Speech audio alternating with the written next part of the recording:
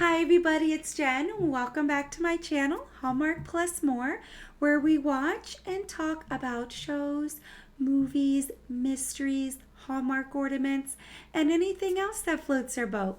So today I'm going to be discussing an original Hallmark series show called The Way Home. Just going to be discussing and talking about some theories. It is season 3. We're going to be discussing some theories from season 3, episodes 1 through 4. So before I just start our discussion, I just want to say thank you to everybody who likes, subscribes, comments, watches my videos. I appreciate you so much. I love seeing the comments. I try to respond to them as best I can. And I just want to say a shout out to people who have left me comments. Thank you. Keep them coming. The comments that I've received, Minor Groove 1, Brenda Atkins TZ5KT, and Christopher W.9841. Thank you so much for reaching out with your comments.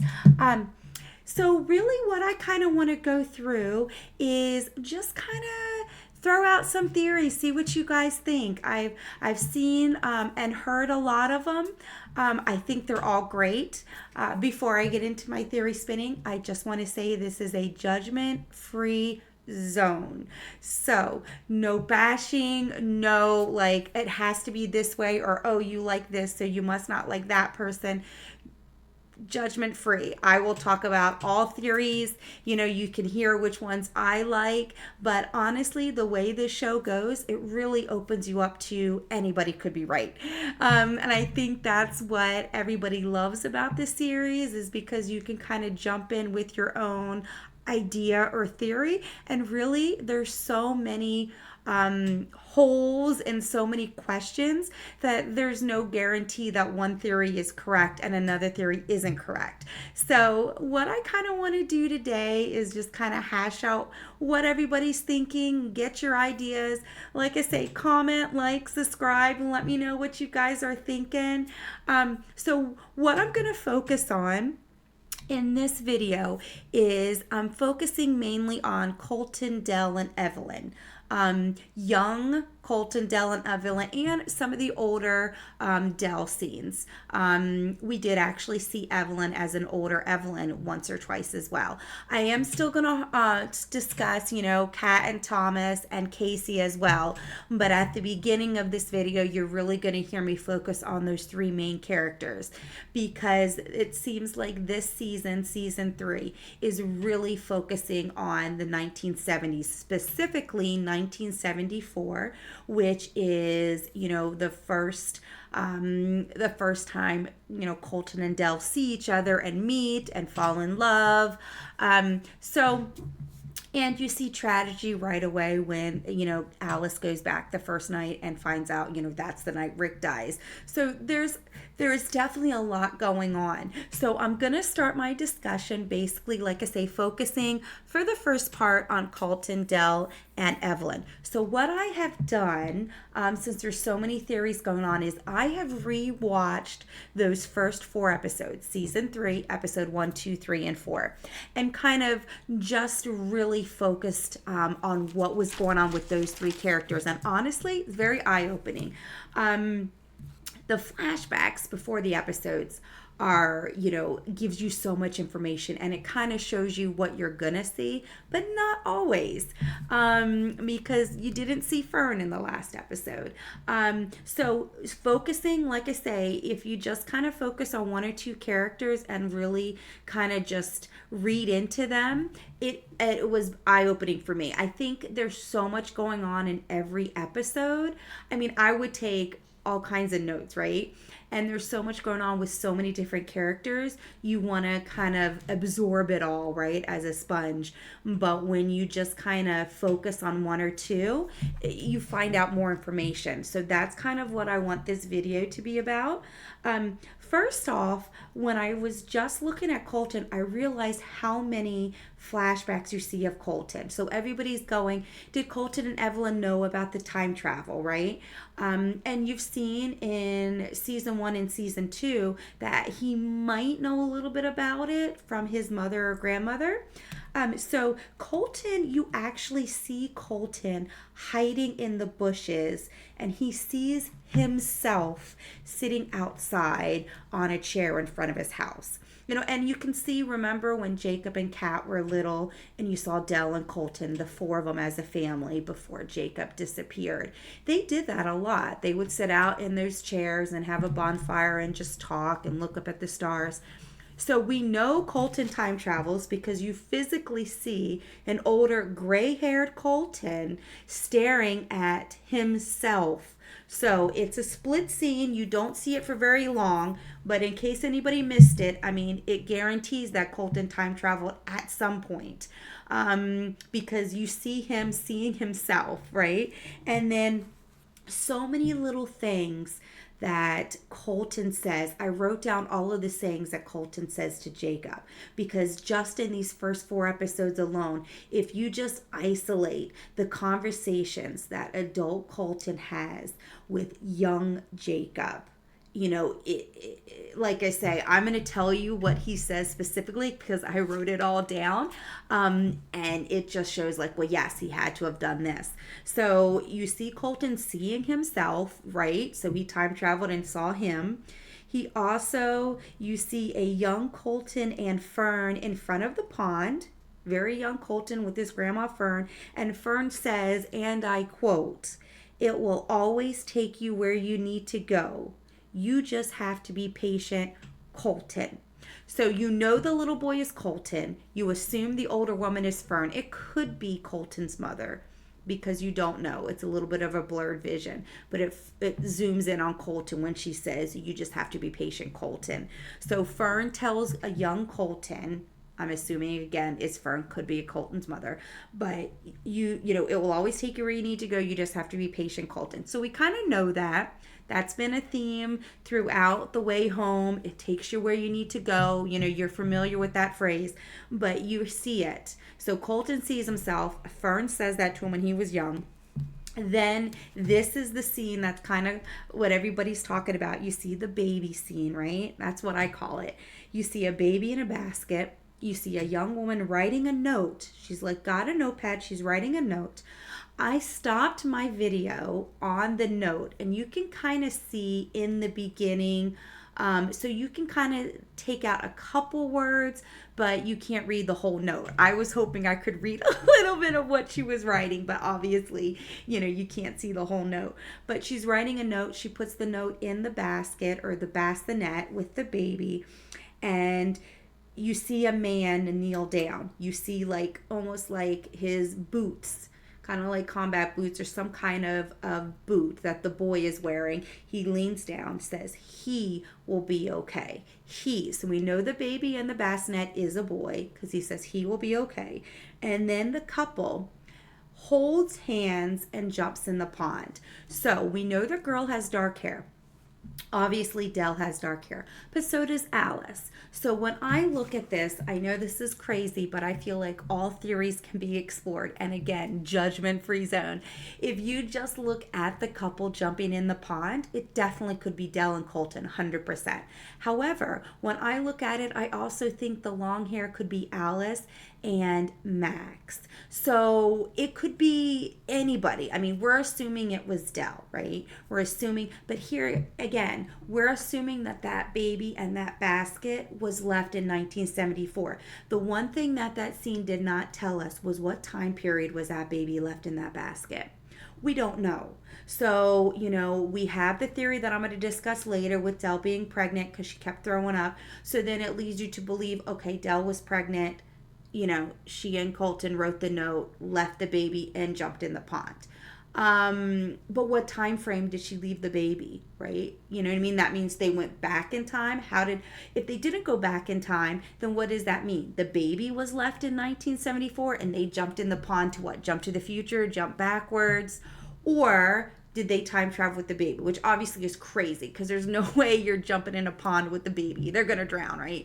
So, I mean, there's just so many questions there. We just assume that the baby in the bassinet was at 1974. It could have been a different time frame. Remember, back in the 1800s when the wife, Rebecca, Landry found Jacob sitting a scared little boy in his red shoes, after he jumped and brought him back to Elijah.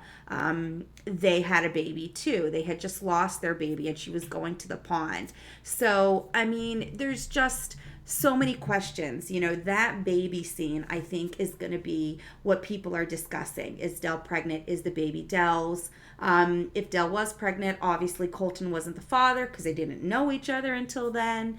And to me, if she was pregnant, maybe that's why she was so standoffish. She was kind of sassy, which I liked a young Dell being sassy.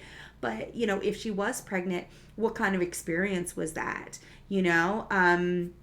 Was she abused? Was she raped? Did she have a boyfriend? Did her parents send the boyfriend away? Like, how did she become impregnated? So that's a question I don't think a lot of people are talking about. Everybody's just talking about, okay, if Dell was pregnant, Colton found out, and, they put the baby in the basket and jumped in the pond. But, where did they jump to? Because if she was pregnant for real in 1974, where did they go? Did they disappear? You know what I mean? So, there's just so many questions if that is Dell's baby. Dell has mentioned she's only given birth twice and she has 2 kids, Kat and Jacob. So, there's just a lot of questions. I don't think anybody has the answers. And again, this is just me talking about any theories that anybody possibly could have. I definitely want to explore that baby scene again. I watched it a couple times. That's why I say it could be Dell. It could be Alice. The long black hair looks like Alice too. But like I said, I'm just going to explore those 3 because so much information is about those 3 characters. And then, of course, who's the baby, right? Like I say, what time period? And do we ever see the baby grow up, right? Who is the baby? What time frame did they leave him in? Who is that, right? It's just so many different questions. Maybe it's somebody we haven't even seen yet. So many different questions. Once you kind of figure out when the time period was, and then I feel like it'll help a little bit because they didn't really tell us. We're just assuming. And again, assuming, theory spinning, it could take you down a rabbit hole. We could be completely crazy or completely off, right? Evelyn and Dell weren't close. We kind of find that out. We know Colton was extremely close with Evelyn. They were like brother, sister. And of course, we find out from the town meeting later on from Kat, Evelyn was 7 or 8 when she spoke up and said the pond is magical. So she's thought this through. And her and Colton have been close ever since they were little, like 6, 7, 8 years old, right? And now they're teenagers. So they've been close 10 plus years, right? So, we've talked about this a little bit in the comments, and I completely agree. Even in season 1 and 2, you feel like the Landrys owe the Goodwins something. I don't know what it is, but this isn't the first time that we heard or kind of get the impression that Dell feels indebted to Evelyn Goodwin and the Goodwin family. We just don't know why, right? Because we never really thought Dell and Evelyn were friends. We never, season 1 and season 2 didn't harp on that. It kind of harped that there wasn't close friendship there. It kind of harped on the opposite. So Colton being a Landry and being so close to Evelyn, you really want to see what perspired there as to why they're not friends anymore or they weren't close. So there's definitely a lot. If Dell is pregnant, let's just explore that for a second. The scene where she's in her bathing suit, she's in a 2-piece. Her stomach does not even look like a slight baby bump. She looks a flat stomach. Doesn't mean anything. Morning sickness usually comes in with the first, between month 1 and 3 of being pregnant. That being said, you can have morning sickness all 9 months.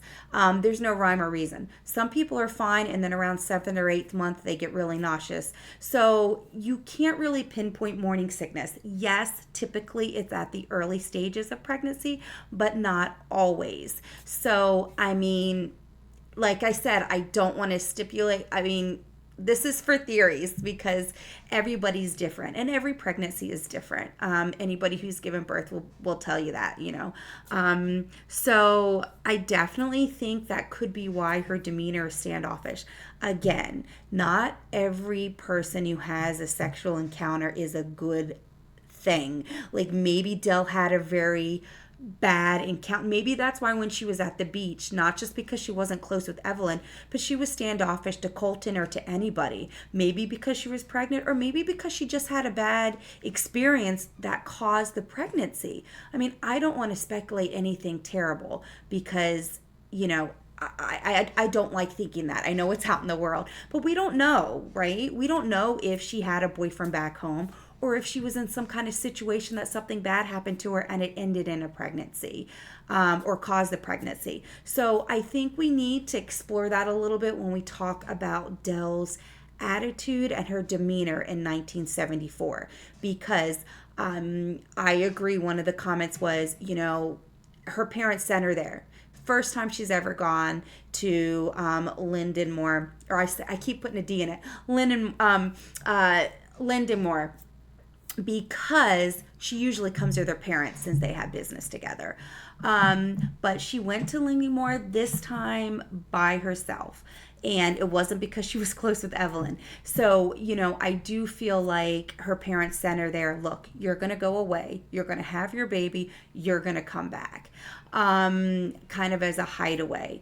I know this is 2025 and people are like, that's crazy, that's terrible. But you know what? This was 1974 and, you know, wasn't that long ago, but it was long enough.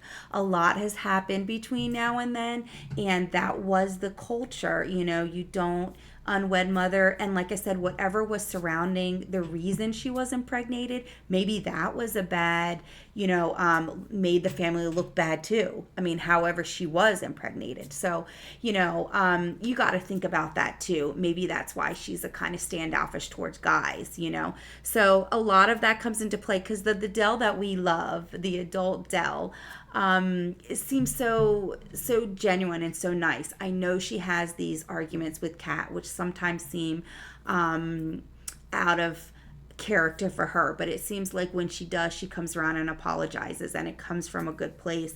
The other thing I want to explore in present day Dell is her notes. I thought she got a couple notes. And she does. When she puts the unsigned note in the drawer, you see there's several, right? But we only see two. So I thought we saw more. But again, going back and watching these episodes and just focusing on certain characters, you pick up on more.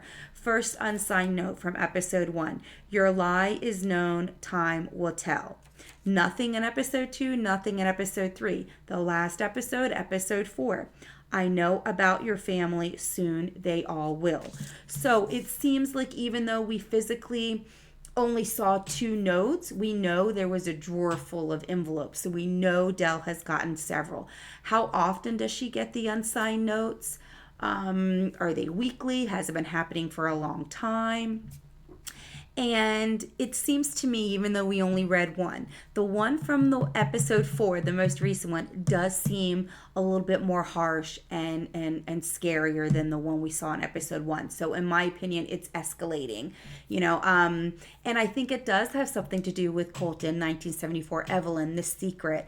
I don't know what they're exposing. I think Hallmark wants you to believe that the lie is about Jacob, where Jacob was, right? But when she's talking to her dead husband, Colton, on the bed, I love those scenes where she kind of talks to him in her bedroom. I feel like that's her sacred place. I don't really feel like we've seen Kat or Jacob or Alice go into Dell's bedroom. I feel like that's when she goes there and she talks to Colton. It's such a sweet moment. Or sweet memory. And I feel like he says it. She says, Colt, we're lying. They're finding out. There's holes. They're poking at them. But I feel like they're talking about this 1974 secret, whatever's going on between Dell, Colton, and Evelyn. But it could be Jacob as well. I just think that these unsigned letters are a little deeper. What that has to do with Lewis being there, I don't know. I also feel like I was taken back by Dell in the most recent episode because she found out so much about Jacob, and then she encouraged Jacob to work for Lewis to move on. Now, I agree, everybody needs to move on. He's a grown man, he needs to get out more. I understand he's had what Cyrus did to him was terrible. Goodwin at his estate. I agree. I don't think he has to move on by working for Lewis. He has other ways to move on.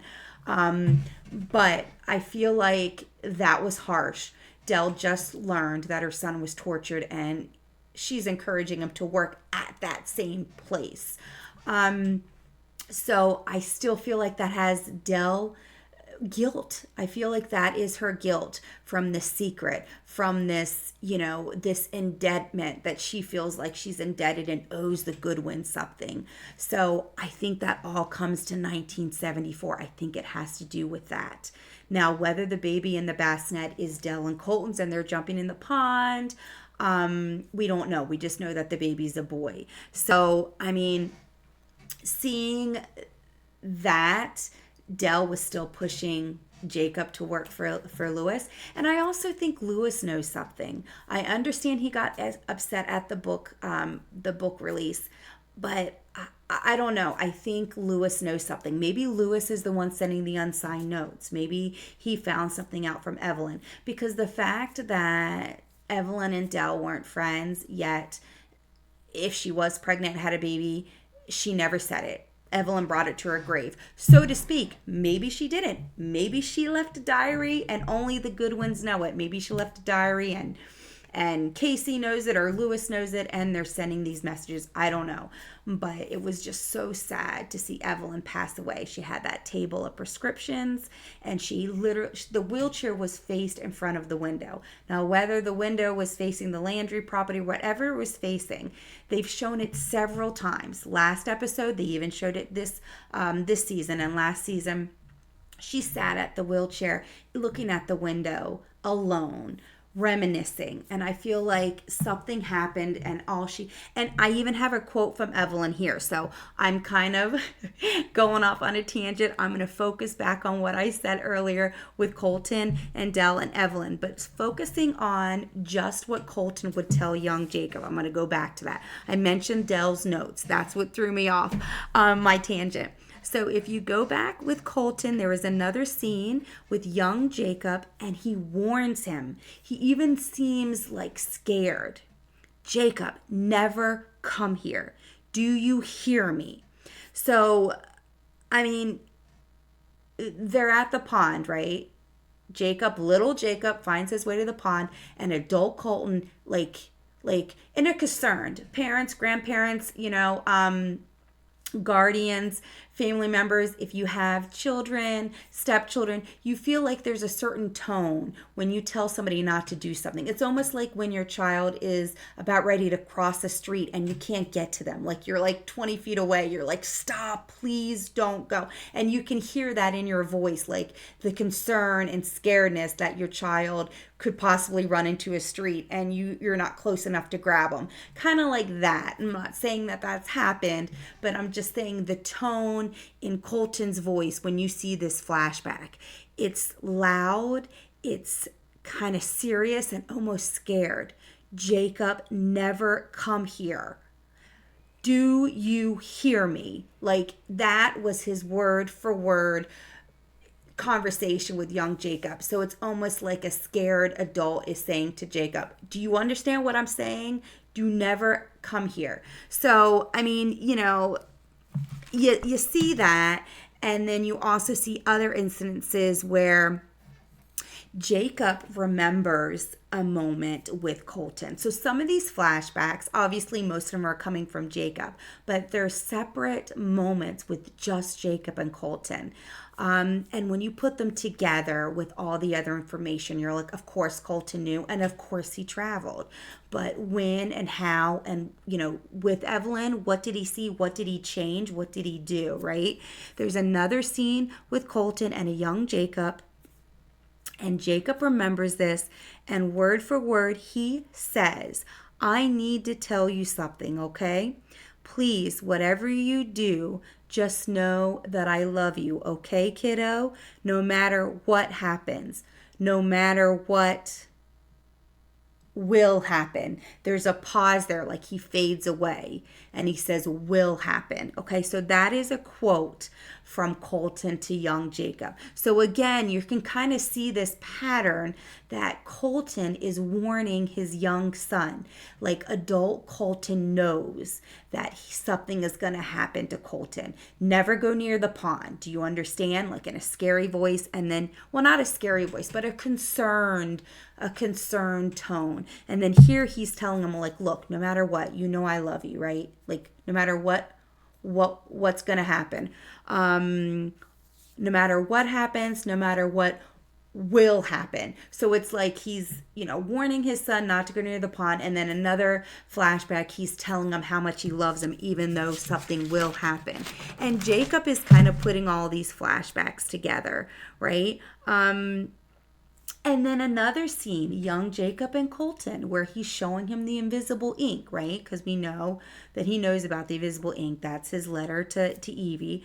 And he tells Jacob, quote, never to forget messages can be anywhere. You just have to look hard enough for them, end quote.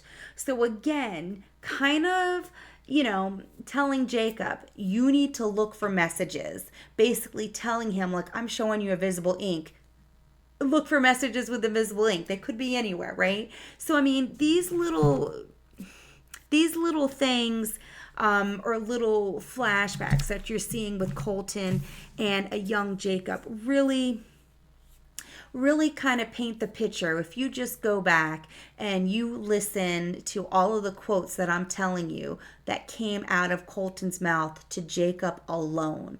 Kat wasn't there, Dell wasn't there. He's just having these one-on-one moments with his son, and he's telling him this. And they don't seem like much on their own.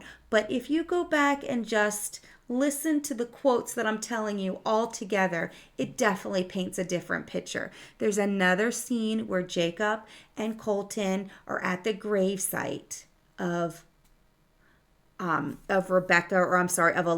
and Rebecca Landry. Remember, they were the ones in 1814 that raised Jacob, right? But this is in present day. So this is when Jacob was a little boy before he ever time traveled to 1814. So he's just a little boy going to a gravesite with his dad about the Landrys, and he looks at Elijah and Rebecca's tombstone with the young Jacob, and he says, and I quote, "This won't do. Our founders deserve better than this." Elijah and Rebecca Landry. Their lives were tough back then, but Elijah was strong and so smart. And then Jacob goes, well, how do you know that, Dad? And he goes, family lore. Grandma told me, and now I'm telling you.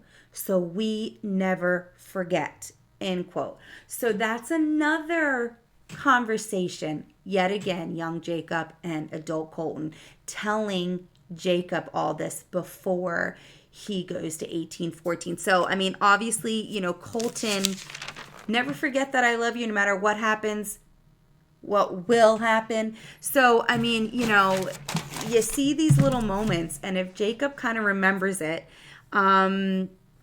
you can kind of tell that obviously Colton is trying to tell his young son. And like I said, obviously he's not putting it all together. He's just a little kid having conversations with his dad. But now if you put all of those together, you can kind of pinpoint like, okay, Colton definitely knew because he's trying to warn Jacob.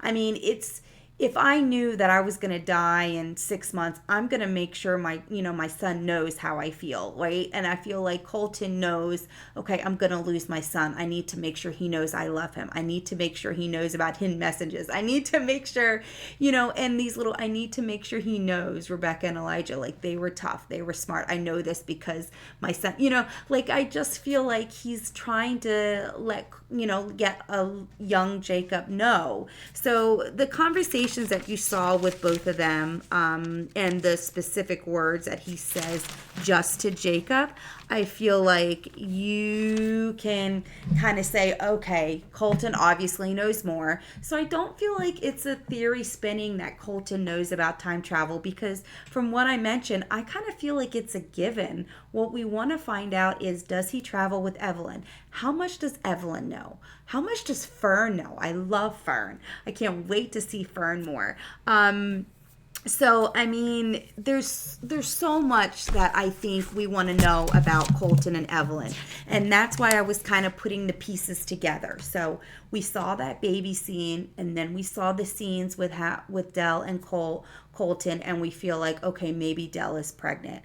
Everything kind of checks that box. If you read the comments from my latest episode review, you can kind of see that some of the people in the comments were saying, that's feasible.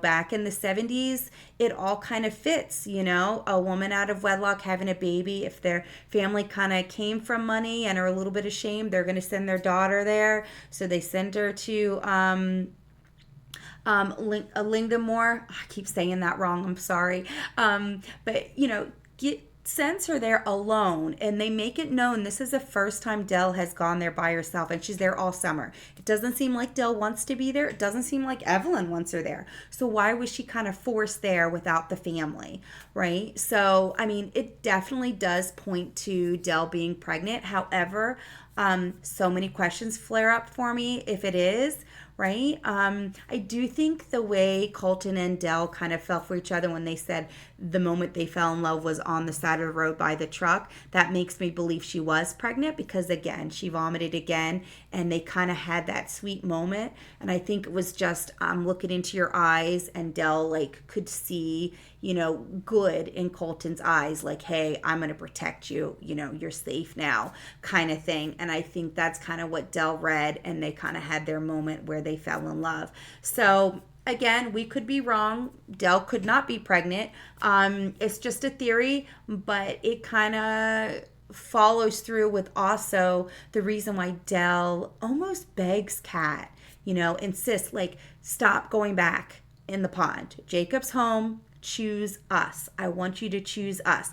Almost like she doesn't want, Alice and Kat to unravel or find out her secret. So I feel like that adds to that theory. So again, judgment-free zone. I know people are very passionate about their theories.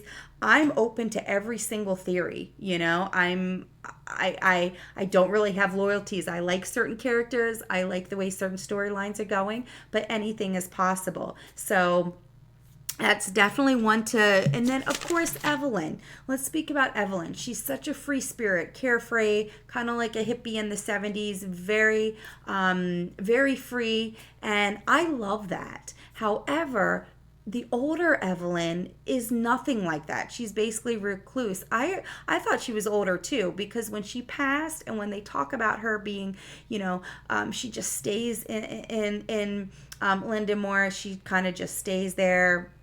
And you saw the table of medicines. You can't tell me you missed that. I mean, must have been 10 medicine bottles there. Were they for depression, anxiety? Were people thinking, she was depressed? I don't know. Maybe she had a lot of medication there. And I think she's reliving her past. And I think that made her sad. And looking out the window brought back those memories for her. I don't know. We need to figure out or find out what changed for her to be that way. However, there is a scene which I forgot about. So again, I'm glad I'm watching it, just focusing on those three. I have it in my notes here. There is a scene with Evelyn. So episode 2, flashback before episode 2. Like I said, before every episode, they have all of these flashbacks. There is a flashback of episode 2 where an older Dell, so present day Dell, Rita, her best friend, and Kat, excuse me, are standing in their kitchen.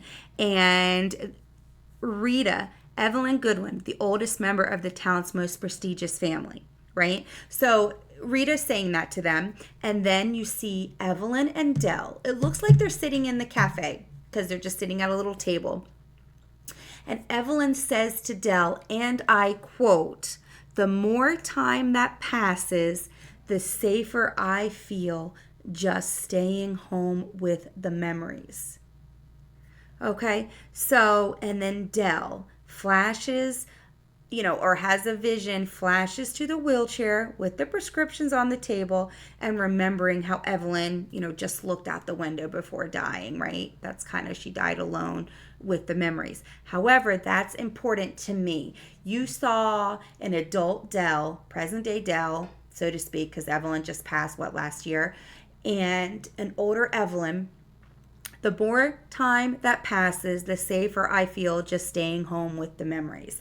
So, she's telling that to Dell. Dell doesn't respond. But after that, Dell is like remembering she died alone, looking out the window. So I feel like that quote is telling me it all comes down to 1974. Now, granted, it couldn't be. It could be, I don't know, it could change when she's in college or 1990s or whatever. But I feel like the show was trying to tell you that 1974 changed Evelyn. It changed Dell. It changed Colton. She was so close to Colton. She loved Colton. Now Dell obviously gets with Colton. And Colton and Evelyn were so close. There's also a scene at the pond that I believe Kat witnessed, where Evelyn and Colton are at the pond, and Colton says, now I don't have this as a direct quote, so I apologize, but Colton says to Evelyn, "Have you ever done something like wrong? Would you tell me, if you did something?" And so it feels like Colton has some guilt from something. And again, we feel like present day Dell is hiding something she doesn't want Kat and Alice to find about the 1970s. I hope we find out. I think that's the whole point of the show. We're going to find out. But all of those messages between Jake and Colton definitely tells me he's trying to prepare and let Jacob know how much he loves him. And then, of course, Fern, my favorite new character, if that's a thing. Everything she says to me is liquid gold. I found out some information, though. I'm sure probably in season 1 or season 2, we probably knew this. I wasn't taking as detailed notes in the first 2 seasons, so forgive me if this was mentioned in detail. But I didn't realize Colton had a brother until Fern said it. I didn't even really know that Vic, Elliot's dad, had a brother, Rick. So, we find out new information. Now, forgive me if this was known. I don't remember, but again, I wasn't analyzing the first 2 seasons like I am now with you. But Fern says, her daughter-in-law was a good one. She raised 2 boys. So I'm thinking, Colton and Colton's brother, and then lost her son because that would be Colton's dad. And then Fern sings "Beautiful Dreamer, Wake Up to Me." So I don't know if that's significant, what "Beautiful Dreamer, Wake Up to Me" is. Maybe it's, has some significance, probably. But then present day Dell says to, Kat, "Of course Colton loved Evelyn. They were best friends." Fern, Colton's grandma, says the pond is magic, but also a curse. So, Dell admits, of course Evelyn and Colton were best friends. Of course they were close. Of course they loved each other. So, I just want to know, did this pregnancy kind of rock the boat with the 3 of them? Because we definitely want to see what happened, right? And when we go back, I mentioned, sorry, I was just looking at my notes. I did mention that we were going to just kind of talk a little bit about Kat and Thomas and Casey. So I don't necessarily think we're going to hear a lot or see Casey. Now that we've seen the whole Max, Goodwin, and Noah, maybe we will see Casey. I just figured Casey was going to be one of those things that they mentioned that was just kind of going to sit out there that they really weren't going to touch on and let us think about it all season long, but maybe we will see Casey appear. The thing that I wanted to point out about Casey was when they went back to look in the archives for 1965 and find September 65, the town hall meeting to fill in the Landry Pond, she said Evelyn donated a bunch of stuff to the archives and Casey cataloged it all last summer. So I think it's interesting that Casey, obviously, I agree with all the theories out there. Casey is definitely from the future, in my opinion. The pond takes you where you need to go. The pond took her to the summer Evelyn died when she donated them to the archives because Casey needed to go through the records. You even see the handful of scenes that Casey was in. She was very interested in the history, right? Do they have a list of everybody who was executed? And, like she was very interested in that.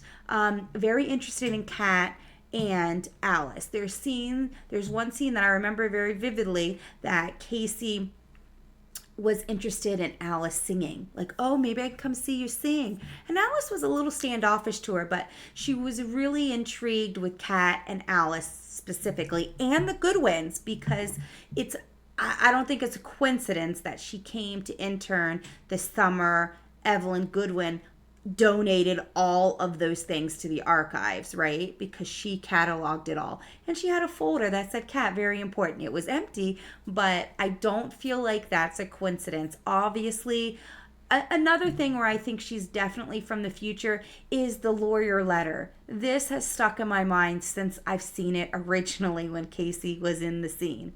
She gives Dell a letter saying, oh, the lawyers decided not to sell. Like, you're a teenage girl. There's no lawyer around you. There's no parent. And you're just giving Dell a letter and she's just supposed to believe you, right? Like, this is 2025, in my opinion. That's why that would never happen. You would never see in 2025 some minor, somebody 16, 17 years old, handing a legal document to another person and then swearing that, oh, they changed their mind, right?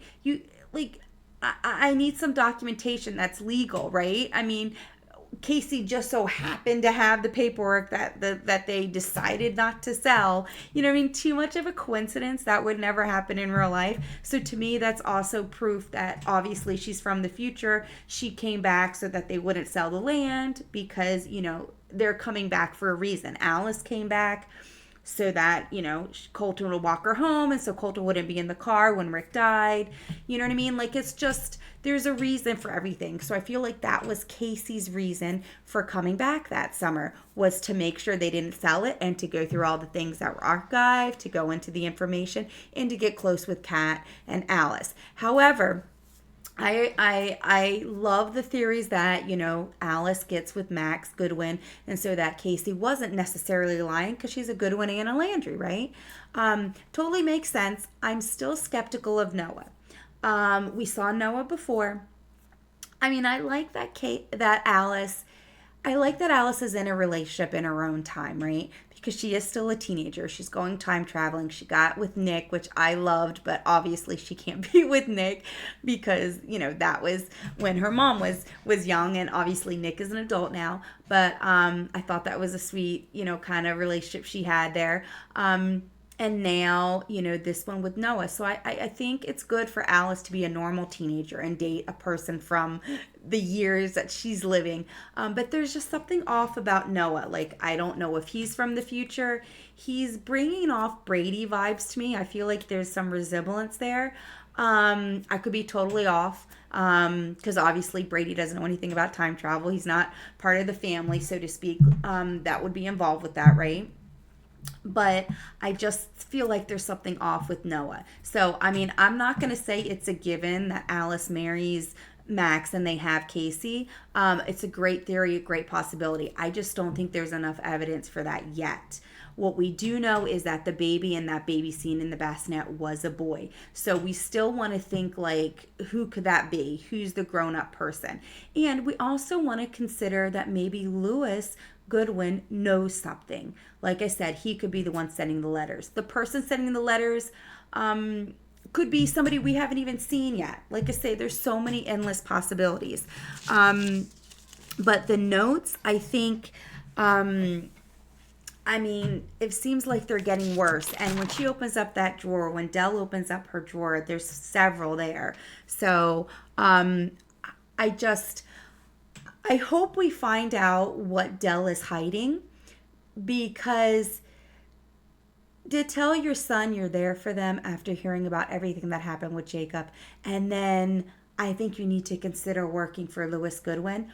What does the Goodwins have over you, Dell? Is it because you were pregnant and they took it to their grave and didn't tell anybody? Or was there some other scandal, so to speak? Obviously, not a scandal, but back then that would have been a scandal. Like I said, in 1974, if you had money, it was, you would send your daughter somewhere. Or it was not that it was that common, but it wasn't not common, right? It happened. So, I just would like to know more, because I definitely think Dell is hiding something, and I want to find out what it is. I love the Casey angle. And the Max Goodwin. But like I said, I think there's something going on with Noah there too. So, and then the thing with Thomas. Now, like I say, judgment-free zone. I know people are very passionate with the Thomas and Kat relationship. And I know people are passionate with the Kat and Elliot relationship. I like Thomas. I thought Thomas was a great character. I liked Kat with Thomas. However, he's from 1814. It's never going to happen. I'm not saying that it's bad. Like I said, I liked them as a couple. I thought they were cute. However, she only saw him a couple times. Everybody's saying, Kat should be with Thomas. How is that even going to work? She can't even go back to 1814, because if she goes back to 1814, he's not there. He's going to be killed by Cyrus. He leaves too. He even said to Kat, I'm going to be on the next boat. I got to get out of here. He's going to kill me. So let's just go down the theory of Kat and Thomas. Let's just say Kat decides she breaks up with Elliot and wants to be with Thomas 100%. How is that going to work? She can't go back to 1814. He's not there. And what, Kat's going to live in 1814, or she's going to jump with Thomas and bring Thomas to 2025? Now, if she brings Thomas to 2025, I think that'll work too. I just always was under the impression that Thomas was older than Kat. Not that I have anything with age difference. If you're 20 years older than your spouse, great, happy for you, whatever works for you. But I always thought Thomas was a little bit older than Kat. So I thought that was more of just a fling. I liked them, but I don't see how that it can work unless they jump in the pond together. Maybe Thomas jumps in the pond after Kat. However, we've already seen that Kat's living her life with Elliot for months on end because of the 9-month span. So I don't know how she can be with Thomas and Kat. Not that I would be opposed to it if they find a way, but we find out from Jasper Coyle that he moves to New York City in the States and has a happy life, gets married, has kids, they have a big clan there.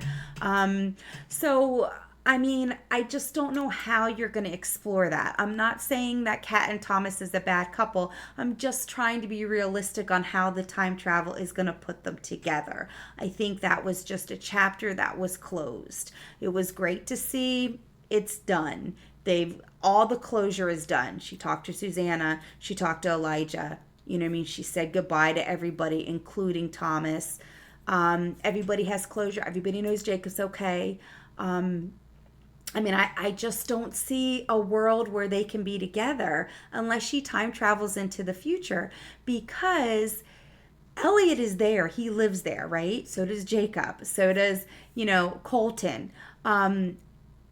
Thomas doesn't live on Landry Farm. So, she can go back in time or jump to the future, but Thomas isn't there. He's, you know what I'm saying? He's a Coyle. He's not a Goodwin or a Landry. He's nowhere near the property. So I just don't see how they would get together. Like I said, I'm not opposed for them getting together. I'm just being realistic. I don't see it.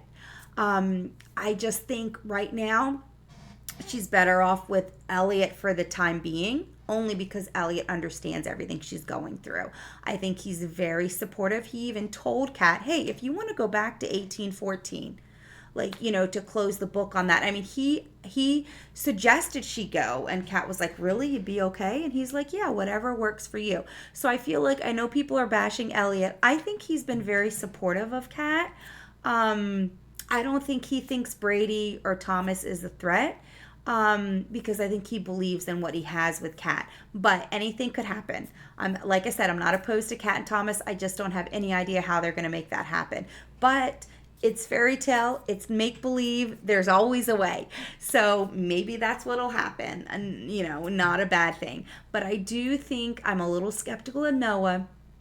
I just think there's something off about him. He comes back to see Kat, and all of a sudden he has his own business taken over from his dad. And I don't know. I like the Max Goodwin character. I think he would be good for Alice, but I feel like Alice is kind of into Noah. So why have that storyline if it's not going to go anywhere? So I am skeptical of Noah, which is probably crazy. But you know what I mean? I think that's where we are right now. I'm excited. I hope you enjoyed kind of my theory spinning. Definitely leave your notes in the comments. Like, subscribe, give me some suggestions. Again, judgment-free zone. We don't yell. We don't get upset. Everybody has their right to their opinion, and I think it's fun. I want to hear everybody's opinion. I want to talk about them all, because it's all a possibility. Nothing is guaranteed. So I definitely want to find out more about Noah. I want to find out about Max, about Casey. Definitely want to find out more about that baby in the bassinet, the little boy. Tell me more. I'm loving seeing the 70s. I just love to see a different time period there. So if you have any other suggestions or comments, definitely let me know. And until the next episode, I will see you then. Bye.